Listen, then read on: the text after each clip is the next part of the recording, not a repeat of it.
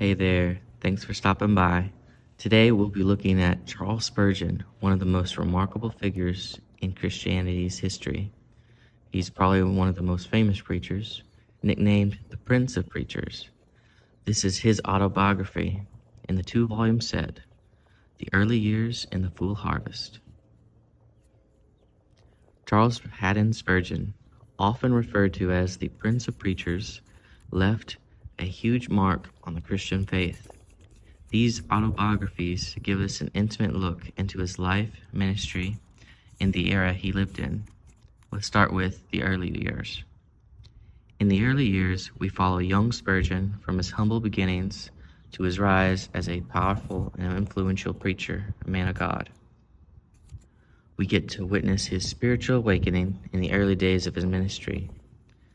This volume is filled with personal anecdotes that reveal his character and dedication to the cause of Christ. Spurgeon's own conversion story is particularly moving. His encounter with God has profoundly shaped his life and ministry, setting the stage for his impactful preaching. He faced numerous challenges but remained steadfast in his faith, which is incredibly inspiring. As you can see, this is a beautiful hardcover book.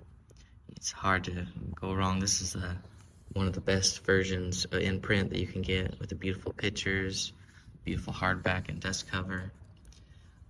It's just a very beautiful book all around.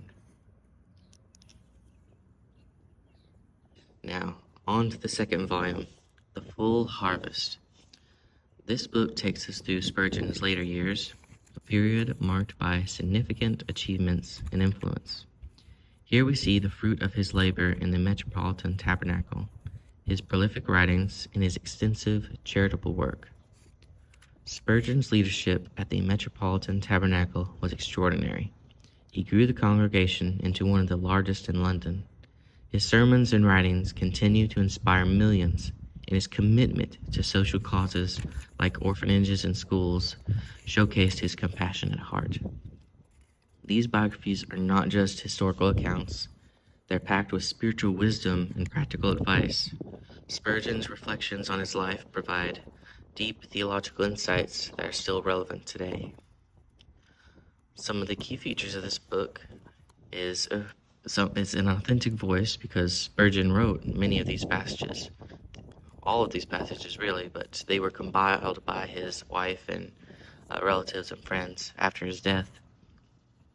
Historical context, rich details of 19th century society and church life, spiritual wisdom, timeless lessons in life and perseverance.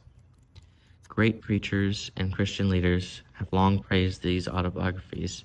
They're not only valuable historical documents, but also spiritual guides that offer many timeless lessons, proverbs, and just great little lessons that we can learn from life.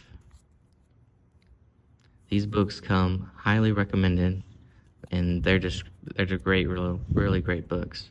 So if you're looking to deepen your faith and understand the history of the church, or simply be inspired by a life well lived, I highly recommend Charles Spurgeon's autobiographies, The Early Years and the Full Harvest. They are compelling, enriching, and sure to leave a lasting impact.